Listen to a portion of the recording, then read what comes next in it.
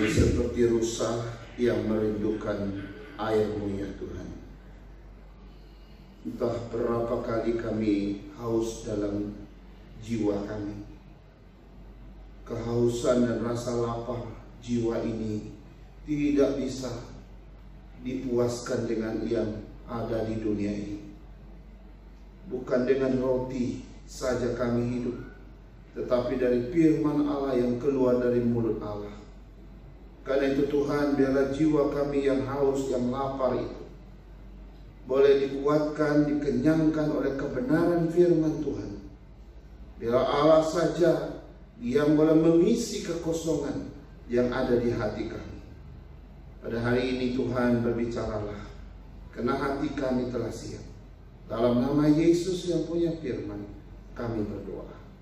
Amin. Amin. Ya, shalom Bapak Ibu sekalian. Selamat bertemu kembali. Mari kita melihat tema kita bulan ini, yaitu tentang salvation, keselamatan. Kita sudah di seri yang keempat ya. Seri yang keempat hari ini kita akan melihat lanjutan dari konsep keselamatan minggu lalu. Nah, minggu lalu kita sudah melihat konsep keselamatan bagian pertama. Kita sudah belajar ada 6 konsep di dalam keselamatan menurut iman Kristen, menurut firman Tuhan. Ya, pertama kita sudah belajar bahwa konsep keselamatan yang pertama itu konsep pilihan.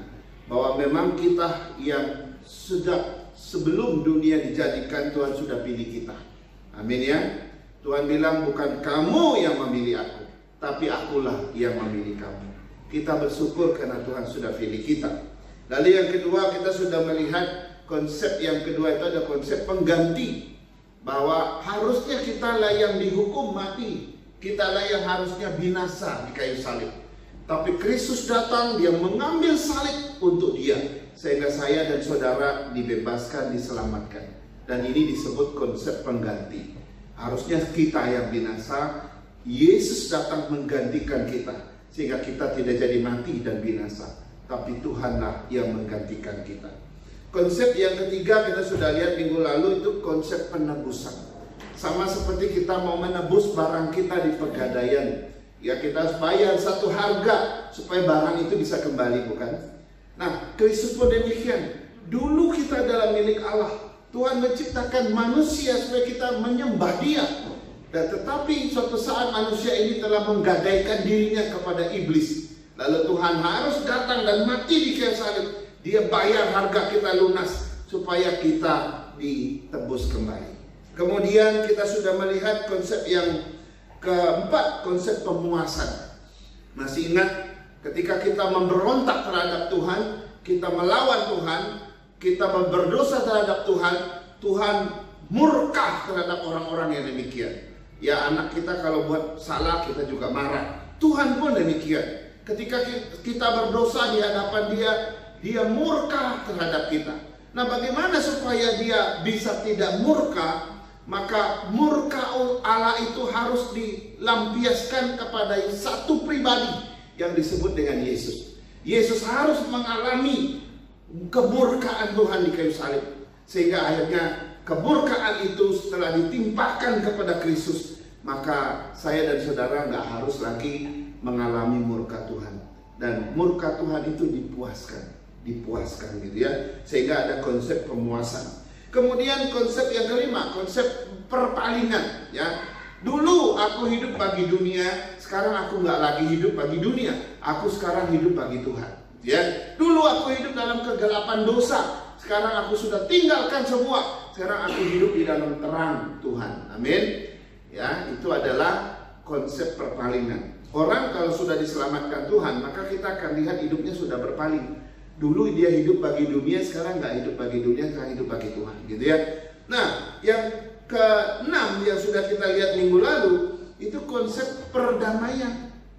Ya, ketika Yesus mati di kayu salib, maka di dalam Kristus itu ada titik temu, saudara. Kita sebagai manusia berdosa dengan Allah yang maha agung itu dipertemukan kembali. Dulu waktu manusia jatuh dalam dosa, hubungan kita jadi pecah, jadi putus gitu ya. Allah meninggalkan kita, kita juga telah jauh dari Tuhan. Tapi waktu Yesus mati di kayu salib, maka itu adalah satu titik temu. Kita akhirnya diperdamaikan kembali. Dan itu membawa damai sejahtera dan sukacita bagi kita. 6 konsep keselamatan kita sudah belajar minggu lalu. Nah sekarang kita lihat hari ini adalah 6 konsep keselamatan yang berikutnya. Sekarang kita lihat konsep yang ke-7, saudara ya. Jadi saya langsung mulai dari yang ke-7. Konsep keselamatan kita yang ke-7 adalah konsep kelahiran baru. Lahir baru. Coba kita baca dulu 1 Petrus 1 ayat 23. 1 Petrus pasal 1 ayat 23. Mari kita baca ayat ini. Kita baca bersama-sama konsep kelahiran baru 1 Petrus 1 ayat yang ke-23. Demikian firman Tuhan. 2, 3. Kamu telah dilahirkan kembali bukan dari benih yang panah, tetapi dari benih yang tidak panah, oleh firman Allah yang hidup dan yang kekal. Bisa ditunjukin ya? Ya enggak apa-apa. Ya nanti dibaca di handphonenya atau di Alkitabnya aja ya. Jadi di sini dikatakan kamu telah dilahirkan kembali bukan dari benih yang panah. Saudara, Nikodemus dalam Alkitab dia salah paham. Ketika Tuhan Yesus bilang, kalau kamu mau masuk kerajaan Allah, kalau kamu mau selamat, kamu harus dilahirkan kembali. Lalu Nikodemus dengan pikiran bodohnya dia bilang, lah bagaimana saya bisa lahir kembali, guru? Bagaimana saya bisa kembali lagi ke dalam rahim ibuku? Ya nggak bisa. Ya, aku kan sudah dewasa. Masa saya bisa masuk lagi ke rahim ibuku? Tuhan Yesus bukan. Saya nggak bermaksud lahir kembali secara jasmani. Tapi yang Yesus maksud lahir kembali itu adalah lahir secara rohani. Ya, hidup kamu yang lama itu kamu tinggalkan, kamu lahir kembali secara roh, bukan lagi secara yang benih, yang panah ini, bukan secara jasmani. No, kata Tuhan. Sehingga dia salah mengerti di situ gitu ya. Nah, karena itu pekerjaan lahir kembali ini bukan pekerjaan kita, saudara. Ini pekerjaan Roh Kudus di dalam hidup kita. Kalau Roh Kudus bekerja dalam hati saya, maka Roh Kudus bisa melahirkan saya kembali secara roh, sehingga saya menjadi orang yang berbeda, orang yang baru. Nah kalau begitu berarti Roh Kudus adalah kuncinya. Orang yang hidup di dalam Roh Kudus dan Roh Kudus di dalam dia, maka dia bisa dilahirkan kembali di dalam Roh Kudus. Bukan kehendak kita, itu kehendak Tuhan, saudara. Dan tanpa Roh Kudus bekerja, seseorang nggak mungkin lahir baru. Seseorang nggak mungkin dilahirkan kembali. Orang yang belum dilahirkan kembali itu pasti masih di luar Roh Kudus, gitu ya. Nah beda dengan orang yang sudah dilahirkan kembali. Ketika dia lahir kembali, hidupnya menjadi terang, saudara. Saudara, saya dulu pernah ada melihat satu satu gambar gitu ya, ada manusia gitu ya, lalu ada hatinya di sini gitu ya. Awalnya itu saat dipakai untuk penginjilan biasanya, itu kayak traktat, tapi ada yang kecil, ada juga yang besar kayak kalender gede gitu. Nah, ada manusia lalu ada gambar hatinya. Nah, orang yang masih di luar Tuhan, yang belum percaya Tuhan, di dalam hatinya itu ada banyak simbol-simbol binatang gitu. Ada anjing, ada harimau, ada kura-kura, ada babi, ada apa lagi ya. Pokoknya ada macam-macam binatang di situ. Saya rasa teman-teman pernah lihat gambar itu. Nah, satu binatang itu, karakter binatang itu mensimbolkan satu karakter kita. Anjing itu karakter pencuri gitu ya. Babi itu karakter hawa nafsu gitu ya. Harimau itu karakter pemarah gitu ya. Nah, kondisi di sekeliling hati orang yang digambarkan pertama ini itu hitam, gelap. Artinya orang ini belum mengalami kelahiran baru. Tapi suatu ketika ada Roh Kudus dan sinar firman Tuhan masuk ke dalam hatinya. Waktu sinar itu masuk ke dalam hatinya, hati yang tadinya gelap gitu ya, sinar itu mulai masuk. Binatang-binatang yang tadi yang jahat-jahat di dalam hatinya itu mulai ketakutan, seperti mau keluar dari hatinya gitu. Dan kita melihat, buka lagi gambar yang terakhir. Wah, akhirnya semua binatang itu ada di luar hatinya sekarang. Di dalam, di luar jadi gelap, tapi di dalam hati orang itu jadi terang. Yang ada di dalam itu cuma salib, ada firman Tuhan, dan ada simbol burung merpati, simbol Roh Kudus. Saudara, walaupun gambar itu dibuat secara animasi gitu ya, tapi itu sebenarnya mengesankan apa yang Alkitab katakan. Ketika Roh Kudus bekerja dalam hati seseorang dan firman Tuhan masuk di situ, maka hati kita yang gelap ini akan menjadi terang. Dan saat itulah kita mengalami yang namanya lahir kembali secara roh, bukan secara jasmani. Karena itu saudara-saudara, ini penting sekali. Karena memang orang yang di dalam Tuhan, dia dilahirkan kembali, dia sudah di dalam terang. Dan dosa-dosa yang tadi binatang-binatang itu tidak lagi berkuasa atas hati kita, atas hidup kita. Itu sebabnya orang yang sudah diselamatkan sering disebut dia adalah orang yang sudah mati terhadap dosa.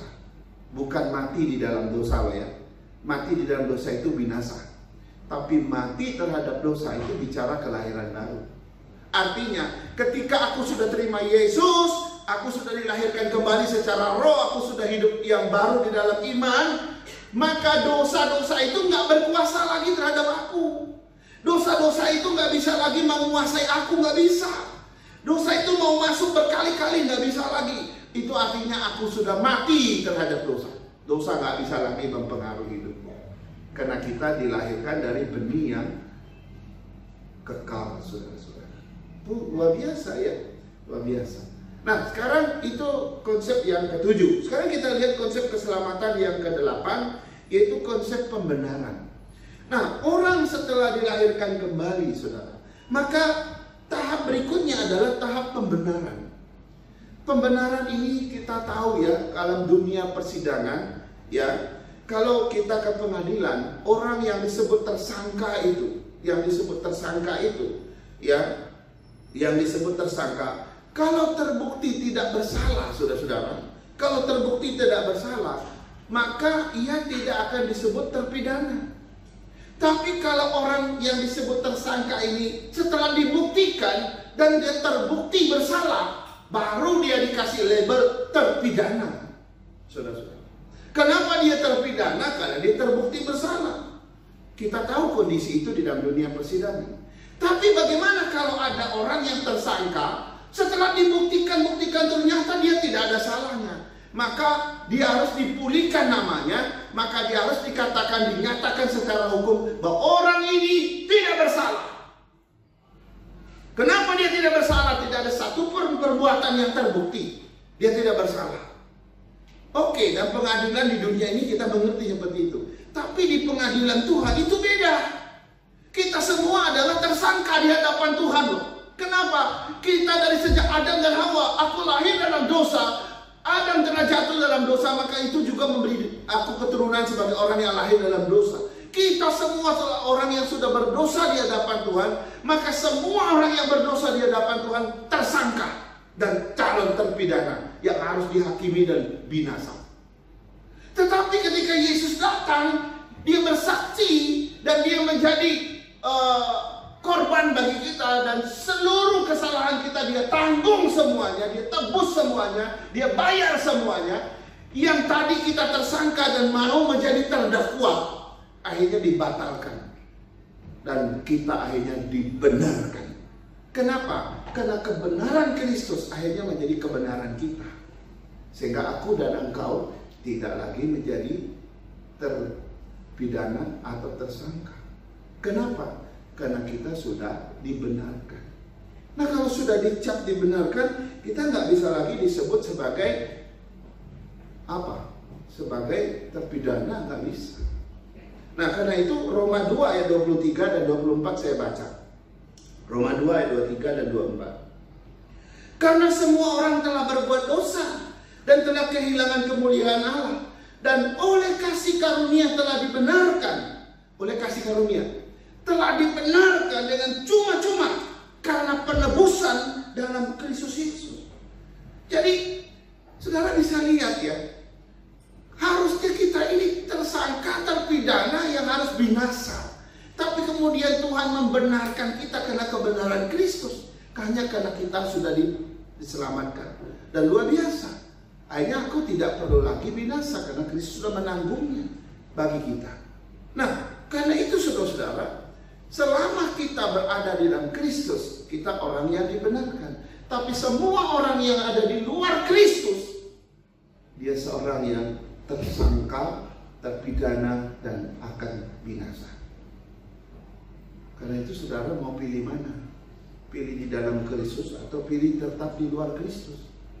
Kalau hari ini kau belum di dalam Kristus, mohon maaf, kau akan dihakimi Tuhan.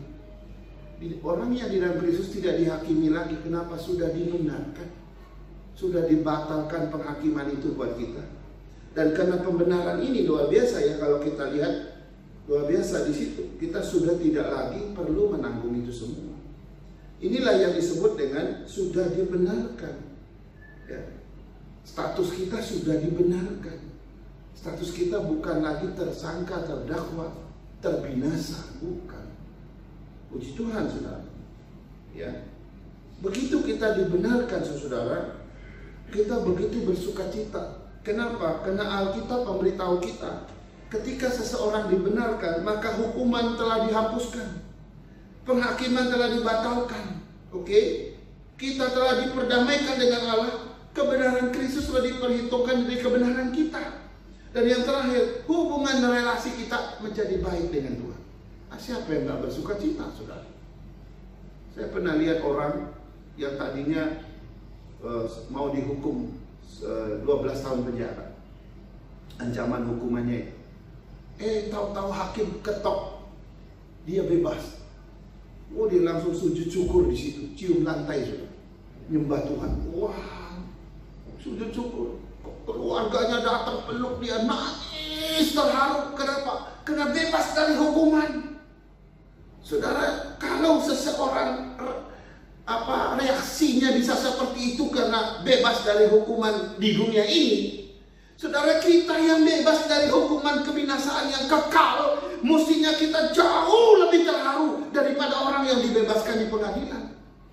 Mestinya setiap hari kita ini meneteskan air mata yang terharu. Kenapa? Karena Tuhan, Engkau sudah bebaskan aku. Hukumanku telah dibatalkan, penghakiman sudah ditiadakan. Aku sekarang menjadi orang yang sudah dibenarkan. Saya nggak tahu ya, apakah Bapak Ibu di rumah mensyukuri hal ini? Atau karena saking biasanya Bapak Ibu saya sudah lupa aja. Ya, kita sudah diselamatkan, ya puji Tuhan, aja gitu tok gitu. Pernah nggak kita, ya Tuhan, harusnya aku yang binasa, tapi Tuhan sudah benarkan. Harusnya kita loncat-loncat tiap hari, sudah. Tiap hari kita mestinya bergiran, bersukacita. Saya yakin orang yang luput dari dari hukuman 12 tahun penjara itu, sepanjang hidup dia terus bersyukur. Kalau enggak, hari ini dia bisa terus di penjara. Apalagi yang dibebas kalau dari hukuman mati. Waduh, ini kita lihat nih, ada yang calon hukuman mati kan, kita akan lihat itu. Ya, menurut undang-undang yang baru, kemungkinan bisa bebas. Karena katanya setelah 10 tahun, kalau dia kedapatan berkelakuan baik, maka kepala lapas berhak menuliskan satu surat berkelakuan baik berdasarkan undang-undang yang baru. Orang itu boleh ditiadakan hukuman matinya. Gitu. Wah, orang kalau sudah bebas dari hukuman mati, apa nggak loncat ya? Kegirangan luar biasa. Nah, kita dari kebinasaan kekal, kematian kekal, kok kita biasa-biasa aja? Harusnya kita bersukacita. Sekarang kita lihat yang ke-9. Konsep yang ke-9 dalam keselamatan kita di dalam firman Tuhan atau menurut iman Kristen, ini konsep pengangkatan. Ya, konsep pengangkatan di sini bukan pengangkatan ke surga, bukan, ya, hati-hati. Ini pengertian pengangkatan di sini beda. Konsep pengangkatan di sini adalah sebuah status baru yang dikenakan kepada orang yang percaya. Konsep pengangkatan di sini adalah orang yang sudah percaya diangkat menjadi satu status yang baru di hadapan Tuhan, yaitu menjadi anak-anak Allah. Kita dulu adalah bukan anak-anak Allah. Ketika kita sudah diselamatkan, maka status kita menjadi anak-anak Allah, anak-anak adopsi. Kita ini anak-anak angkatnya Tuhan sebenarnya. Adopsi itu kan anak yang diangkat gitu kan. Kita ini anak-anak Allah, ya, yang diangkat menjadi anak Dia, gitu ya. Efesus 1 ayat 5 dan 6, saya mau baca untuk kita. Efesus 1 ayat 5 dan 6, Dalam kasih Ia telah menentukan kita dari semula oleh Yesus Kristus untuk menjadi anak-anaknya sesuai dengan kerelaan kehendak-Nya, supaya terpujilah kasih karunia-Nya yang mulia yang dikaruniakannya kepada kita di dalam Dia yang dikasihinya. Saudara, dari semula loh, kita ini sudah direncanakan untuk diangkat, diadopsi oleh Tuhan menjadi anak Dia. Makanya kita senang sekali dengan pengertian bahwa kita dipilih sebelum dunia dijadikan, seperti yang dikatakan Alkitab. Memang kita sudah ditentukan gitu ya. Jadi kalau kita bicara tentang anak-anak Allah ini, 5 kali muncul dalam Alkitab, khususnya Perjanjian Baru. 5 kali. Dan 5 kali ini bicaranya bahwa kita ini diadopsi menjadi anak-anak Tuhan, anak-anak Allah. Nah, yang menarik itu begini, saudara. Tuhan mengangkat orang-orang yang percaya itu sebagai anak-anak Dia. Status ini adalah status untuk orang yang sudah diselamatkan. Sekaligus, saudara, Bapa kita yang di surga itu sebenarnya juga menyatakan kasih-Nya kepada kita, yang tadinya kita tidak ada hubungan apa-apa, sekarang dikasih hubungan seperti bapak dengan anak. Ya, saudara, Bapa kita di surga adalah Bapa yang baik. Amin. Amin. Bapa kita di surga Bapa yang baik. Kalau Bapa kita di dunia ini boleh mengecewakan kita, tapi Bapa kita di surga tidak akan pernah mengecewakan kita. Amin. Amin. Bapak kandung kita yang di dunia ini seringkali jahat. Kadang juga Bapak angkat kita di dunia ini juga sering jahat, betul tak? Gak usah khawatir lah, mau Bapak kandung kita, Bapak jahat, Bapak angkat kita jahat sama kita, tapi Bapak kita yang di surga, Bapak kita yang tetap baik. Ya, ini bukan hanya bicara soal laki-laki. Yang disebut dengan Bapak di sana termasuk juga orang tua, termasuk ibu dong. Di dunia ini mungkin mengecewakan kita, tapi Bapak kita di surga itu Allah yang baik, Bapak yang baik. Ini menarik, saudara. Jadi ketika kau percaya, kau tidak lagi statusnya jauh. Kau bukan orang luar lagi, kau orang dalam loh sekarang. Enak ya jadi orang dalam. Jadi orang luar tuh nggak enak. Ya, kita mau urusan di dunia ini, kalau kita orang luar tuh kita mesti cari orang dalam. Tapi kalau kau orang dalam, gampang urusannya. Nah sekarang dengan Tuhan, kita tidak lagi orang luar. Status kita sekarang orang dalam. Makanya dikatakan di dalam bagian yang lain, kewarganegaraan kita sudah menjadi warga negara surga. Karena itu kita bersyukur. Kenapa? Kita ada di surga, kewarganegaraan kita. Kalau aku mati terputus di dunia ini, maka aku akan kembali ke negaraku yang baru, yaitu di surga. Minggu lalu suami dari Inci ya dipanggil Tuhan, atau bapak dari Amelia dipanggil Tuhan. Ya. Usia berapa kemarin? 66 ya. Ya. Orang yang meninggal dalam Tuhan kita nggak usah khawatir. Karena kalau dia sudah di dalam Tuhan, dia sudah tercatat di dalam buku kehidupan Tuhan. Warga negara sana dia sudah tercatat. Hari ini kita bisa tercabut di dunia ini, tetapi kita pasti akan kembali ke negara yang kekal itu, ke kerajaan yang kekal itu, yaitu kerajaan Allah. Ya, nggak usah khawatir. Kematian itu adalah pintu gerbang kita berjumpa dengan Allah kita. Itulah iman Kristen. Tapi celakanya kalau kau belum percaya Tuhan, kau belum dibenarkan Tuhan, kau belum diangkat menjadi anak, kau masih orang luar, ya kalau kau mati ya mohon maaf, pasti ke tempat yang lain. Karena itu gereja selalu mengajarkan, firman Tuhan selalu mengajarkan, ayo kita tetap hidup di dalam Tuhan, punya iman yang kuat. Ya, kita nggak bisa lawan maut kan, kita nggak bisa lawan kematian. Kapan itu datang? Kita nggak tahu. Tapi mari kita siapkan hati kita. Di dunia ini kita cuma sementara. Yang penting aku sudah diangkat jadi anak.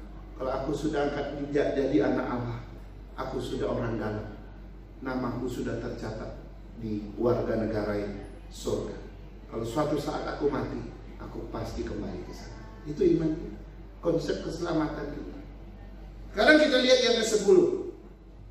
Konsep yang ke-10 dalam keselamatan iman Kristen, yaitu konsep kesatuan dengan Kristus. Nah, ini bicara tentang kesatuan, itu artinya kita bersatu dengan Kristus, kita menyatu dengan Kristus. Itu artinya. Nah, untuk mengerti konsep ini, saudara-saudara, kita harus melihat latar belakangnya. Latar belakangnya adalah Adam dan Hawa di Taman Eden. Ketika mereka hidup sebelum jatuh ke dalam dosa, Adam dan Hawa dengan Tuhan itu akrab sekali, dekat sekali, memiliki satu hubungan yang indah, yang setiap hari begitu harmonis dengan Tuhan. Bahkan dikatakan oleh Alkitab, Allah berjalan-jalan di taman itu, dan mereka boleh bergaul dengan Tuhan di taman itu. Tapi begitu jatuh ke dalam dosa, saudara, keharmonisan yang begitu indah itu lenyap seketika. Hubungan yang begitu dekat itu tadi langsung terputus, relasi itu langsung kacau, hancur, binasa. Allah menjadi jauh dari mereka, dan Tuhan sendiri mengusir kedua manusia itu dari Taman Eden. Akhirnya sejak itu manusia melanglang buana di dunia ini tanpa Tuhan, dan makin hari makin lama manusia gak mengenal siapa lagi Tuhan. Itu kondisi kita. Nah, ketika Kristus mati di kayu salib dan beranugerah kepada kita untuk terima keselamatan Dia, maka konsep yang ke-10 ini membuat kita kembali kepada Tuhan dan bersatu dengan Dia. Sehingga setiap orang yang diselamatkan, maka satu ciri pasti kita lihat, dia akan bersatu dengan tubuh Kristus. Amin. Kalau engkau seorang yang bilang, aku sudah diselamatkan, aku sudah percaya Yesus, tapi saya akan lihat kamu, apakah kamu sudah bersatu di dalam tubuh Kristus atau belum? Saya nggak tahu.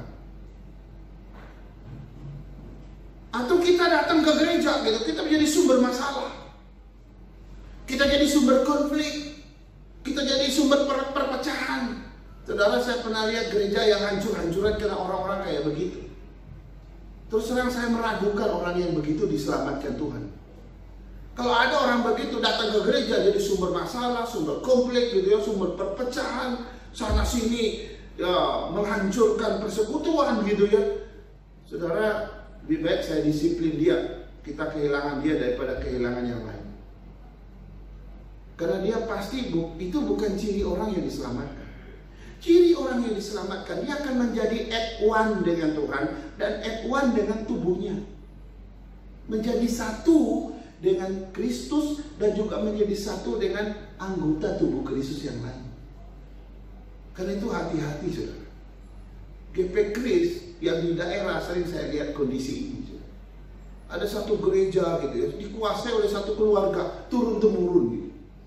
Udah dari engkongnya kakeknya dulu ikut bagian dalam merintis gereja itu. Lalu anaknya, cucunya sekarang juga ikut menguasai gereja itu. Kenapa? Tapi mohon maaf, ambisi mereka jadi sumber masalah di dalam gereja. Gereja itu tidak lagi terarah kepada Tuhan. Orang lebih takut kepada keturunan orang itu daripada takut pada Tuhan. Amin. Sudah, saya tidak mau GP Kris Kelapa Gading seperti itu. Kita harus sadar, ini gereja Tuhan. Mari kita ciptakan gereja ini hanya untuk kemuliaan Tuhan. Bukan punya seseorang, bukan juga punya pendeta, bukan. Saya paling lama melayani lagi paling 14-15 tahun. Setelah itu saya pensiun. Akan ada orang lain yang akan memimpin gereja ini. Tapi mari kita hadir sebagai orang yang at one dengan Tuhan, juga dengan yang lain. Ciri orang yang diselamatkan, konsep ini pasti ada dalam diri dia, menyatu. Karena itu Tuhan kan bilang, marilah kita jangan menjauhkan diri dari persekutuan. Kita bersatu gitu ya. Tapi puji Tuhan lah ya, GP Kris Kelapa Gading walaupun sedikit gitu ya, saya senang lihat kita. Wah, udah kelihatannya persekutuannya bagus gitu ya. Coba kalau kita 1000 orang, waduh, saya nggak kenal dengan Pak Adi, bisa-bisa begitu ya. Saya nggak kenal dengan Pak Hedi gitu ya. Tapi karena kita cuma 40-50 orang paling banyak, kenal semua. Kita jadi dekat gitu kan. Kita jadi enak gitu rasanya persekutuan. Kenapa? Karena kita sedikit. Cuma kalau gitu 1000, aduh, ketemu di jalan, mohon maaf loh, saya kasih tahu. Ini kesaksian nyata, bukan kesaksian nyata, benar-benar terjadi. Ini pulang dari gereja. Kebetulan gereja itu di mall gitu ya. Gereja itu di mall, begitu mereka turun dari gereja, mereka sampai di parkir. Ada satu yang nggak mau ngalah gitu, mau duluan keluar, yang satu juga mau keluar. Jadi berantem di parkir. Mereka berantem kenapa? Karena rebutan parkir. Setelah punya kenal, sama-sama berjemaat di gereja yang sama. Tapi di parkir berantem, dia pikir orang lain. Kamu yang kurang aja, saya yang duluan. Wah, berantem di parkir itu. Rebutan apa namanya? Rebutan tempat parkir tadi. Ternyata Bapak dari mana? Saya pulang dari gereja. Loh, saya juga pulang dari gereja. Pendeta kita sama, gereja kita sama. Kenapa sih kita berantem? Coba lihat kayak begitu. Makanya ada istilah dalam bahasa Inggris itu, kecil itu indah. Apa itu bahasa Inggrisnya? Small is beautiful kan? Kecil itu indah, itu bagus. Kalau besar terlalu besar nggak bagus. Tapi bukan kita nggak mau besar gitu ya. Ini penting ya. Luar biasa ya. Sekarang kita lihat konsep yang ke-11 ya, konsep yang ke-11 ya. Oh ya, saya mau sampaikan dulu, konsep kesatuan tadi itu dilukiskan berkali-kali dalam Alkitab dalam bentuk perumpamaan. Misalnya bangunan dan dasarnya itu menyatu. Ya, bangunan kalau tanpa dasar ya bangunan ini, dasar juga tanpa bangunan apa artinya? Duanya menyatu. Atau gambaran kesatuan itu juga digambarkan seperti suami dan istri gitu ya. Atau kepala dan tubuh, kepala dengan tubuh ya. Kepala dengan tubuh ini kan menyatu, ini kepala saya, ini tubuh saya. Itu dilukiskan di dalam Alkitab. Kesatuan di dalam Kristus itu seperti itu. Kemudian seperti gembala dengan dombanya ya, kemana gembala pergi ya domba pergi gitu ya. Nah, Yesus gembala kita menyatu dengan dia, kita dombanya gitu ya. Dan seperti pokok anggur dan carangnya banyak sekali, sehingga tidak ada ayat yang saya perlu baca di bagian ini. Karena perumpamaan itu bicara tentang konsep keselamatan yang ke-10, yaitu kita menyatu dengan Kristus. Ya, itu adalah ciri dan natur utama kita. Nah, sekarang kita lihat yang ke-11. Ini konsep yang ke-11 dan keselamatan menurut iman Kristen adalah konsep penyucian atau konsep pengudusan. Konsep pengudusan atau penyucian ini, saudara, ini dialami oleh orang percaya dalam menuju kesempurnaan menjadi serupa dengan Kristus.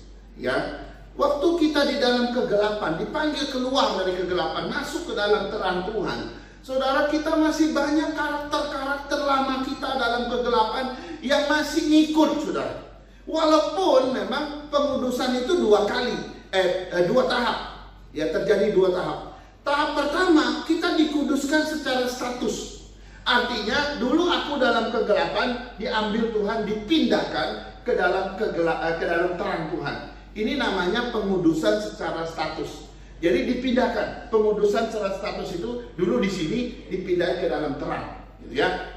Nah, pengudusan yang kedua ini bicara pengudusan secara moral karakter kita di dalam Tuhan. Nah, itu pengudusan. Kalau pengudusan secara status itu cuma terjadi satu kali. Begitu kamu percaya Tuhan, Tuhan ambil kamu, pindahkan kamu menjadi di dalam terang Tuhan. Dulu kamu dalam kegelapan, sekarang di dalam terang. Dulu kamu bukan siapa-siapa, sekarang kamu jadi anak Allah di sini. Nah, ini pengudusan ini cuma sekali terjadi. Pengudusan secara status. Tetapi pengudusan yang kedua, pengudusan di dalam karakteristik orang percaya. Nah, ini terjadi seumur hidup, saudara. Pengudusan secara karakter ini nggak terjadi sekali lalu langsung beres, enggak. Ada nggak orang bertobat jadi percaya Tuhan Yesus langsung lempeng gitu hidupnya? Enggak. Orang percaya Yesus itu terus diproses, Tuhan, diproses. Sudah 20 tahun, 30 tahun ikut Yesus. Kadang ada yang cuma jalan di tempat, saudara. Jalan di tempat. Nggak berubah, makin tua makin jalan di tempat gitu ya. Harusnya kita makin maju, bertumbuh, berkembang, makin serupa dengan Kristus. Itu yang terjadi. Saudara, Tuhan proses kita kadang dengan cara yang keras sampai kita belur berbabak-babak. Baru kita akhirnya kemudian, ya Tuhan saya percaya, ya Tuhan saya berubah. Ya, untuk mereka yang secara bagus perubahannya, ya terus. Bagi yang susah sekali Tuhan pakai cara yang keras. Sehingga hanya suatu ketika mereka mengalami persoalan, mereka mengalami problem, masalah, pencobaan, bencana. Pada waktu itulah mereka bilang, oke Tuhan, saya baru berubah. Kadang-kadang begitu pembentukan Tuhan. Ya. Nah, kalau kita lihat di dalam bahasa asli pengudusan itu berasal dari kata kados. Kados artinya seseorang atau orang yang dikhususkan bagi Tuhan, orang yang dipisahkan dari dunia dan dikhususkan bagi Tuhan. Artinya kita orang-orang yang dikuduskan adalah orang yang sudah dipisahkan dari dunia ini dan menjadi umat Allah. Kita hidup bagi kemuliaan Tuhan, bukan lagi untuk kemuliaan dunia. Itu yang diajarkan di dalam pengertian dari kudus. Nah, saya mau baca 2 ayat untuk kita. Ibrani 12 ayat 14 berkata demikian. Berusahalah hidup damai dengan semua orang dan kejarlah kekudusan. Sebab tanpa kekudusan tidak seorang pun akan melihat Allah. Saudara, kalau engkau mau melihat Tuhan, hiduplah dalam kekudusan. Konsep yang ke-11 dalam keselamatan, kau harus kejar kekudusan hidup. Kemudian ayat yang kedua, 1 Petrus 1 ayat 14 sampai 16. Hiduplah sebagai anak-anak yang taat dan jangan turuti hawa nafsu yang menguasai kamu pada waktu kebodohanmu. Tetapi hendaklah kamu menjadi kudus di dalam seluruh hidupmu, sama seperti Dia yang kudus, yang telah memanggil kamu, sebab ada tertulis, kuduslah kamu, sebab aku kudus. Tuhan tidak minta yang muluk-muluk. Kalau Tuhan kudus, Dia minta kita kudus. Itu nyambung, itu masuk akal. Kalau Tuhan tidak hidup dalam kekudusan dan minta kita kudus, itu nggak nyambung. Tapi Tuhan memang kudus, Dia Allah yang kudus. Dia gak pernah berdosa. Karena itu Dia minta kita kudus seperti Dia, supaya satu level dengan Dia, satu frekuensi dengan Dia. Kalau engkau tidak bisa satu frekuensi dengan Tuhan, engkau gak bisa melihat Tuhan. Suatu saat engkau tetap gak bisa lihat Dia. Kenapa? Karena engkau tidak sefrekuensi dengan Dia. Kalau Dia minta kita kudus, itu karena Dia kudus. Ya. Jadi wajar dong kalau Tuhan minta kita kudus. Kan begitu. Nah, sekarang yang terakhir, saudara, konsep keselamatan menurut iman Kristen. Konsep yang ke-12 adalah konsep pemuliaan. Ini konsep yang terakhir. Konsep yang paling terakhir dalam keselamatan itu adalah konsep pemuliaan. Ya, saya baca dulu Roma 8 ayat 30. Dan mereka yang ditentukannya dari semula, mereka itu juga dipanggilnya. Dan mereka yang dipanggilnya, mereka itu juga yang dibenarkannya. Dan mereka yang dibenarkannya, mereka itu juga yang dimuliakannya. Wow, luar biasa. Saya mau katakan begini, ending daripada keselamatan kita nanti, suatu saat kelak kita akan dipermuliakan oleh Tuhan di surga. Amin. Ini belum terjadi. Ini belum terjadi. Itu nanti terjadi ketika Tuhan Yesus datang kedua kali. Ya, nanti ending daripada keselamatan yang kita terima dari Tuhan ini, pada akhirnya kita semua dipermuliakan bersama-sama dengan Kristus di surga. Nah, itulah iman kita, pengharapan kita, saudara.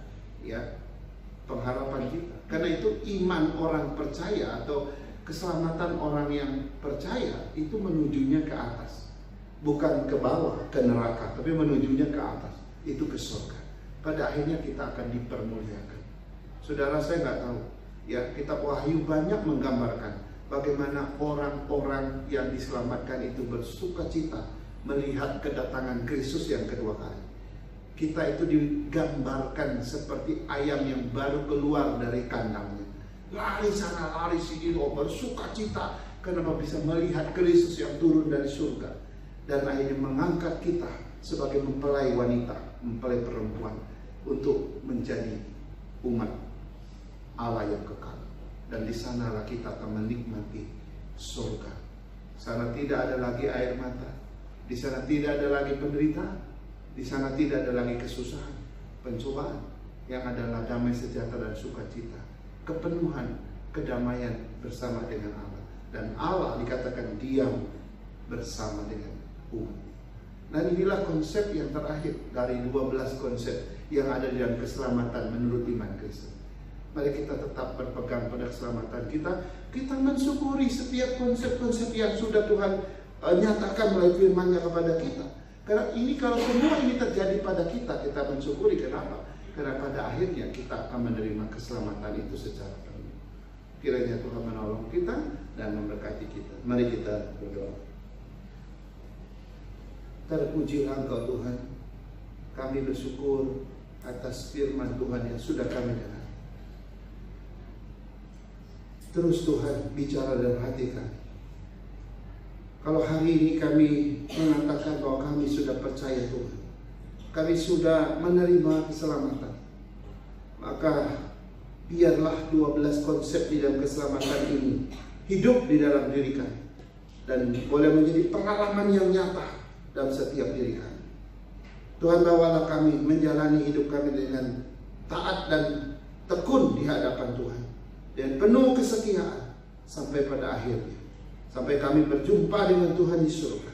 Sebab itu yang Kau janjikan melalui keselamatan yang Kau berikan melalui Kristus kepada kami. Biarlah firman Tuhan ini tertanam dalam hati kami. Ketika kami pulang dengan peneguhan, kami pulang dengan iman yang kuat, kami pulang dengan penguatan-penguatan dari Roh Kudus sendiri atas firman yang sudah diberitakan. Berkati kami semua, ya, segala tantangan kesulitan yang sedang kami hadapi. Kami tidak akan berkecil hati, sebab dalam setiap pengalaman tantangan kesulitan itu ada Tuhan yang menyertai kami. Di dalam nama Yesus kami berdoa dan mengucap syukur.